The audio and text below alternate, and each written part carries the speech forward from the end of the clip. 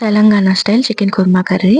ఇది chicken gravy curry చాలా టేస్టీగా ఉంటుంది. చికెన్‌లో సాల్టు, మేగడ పెరుగు, అల్లం వెల్లుల్లి పేస్టు వేసుకొని బాగా కలుపుకొని గంట సేపు పక్కన పెట్టుకోవాలి. ఇప్పుడు మిరియాలు, లవంగాలు, దాల్చిన చెక్క, యాలక్కాయలు వేగిన తర్వాత ఉల్లిపాయలు వేసుకొని వేగిన తర్వాత ఇందులో గసగసాలు, జీడిపప్పులు, పచ్చిమిరపకాయలు వేసి వేయించుకోవాలి.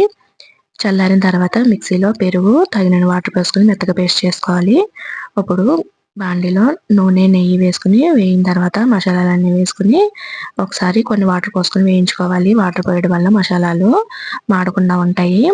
వేగిన తర్వాత ఇందులో ముందుగా మిక్సీ కొట్టుకున్న ఉల్లిపాయ పేస్ట్ కూడా వేసుకొని నూనె పైకొచ్చే వరకు వేయించుకోవాలి.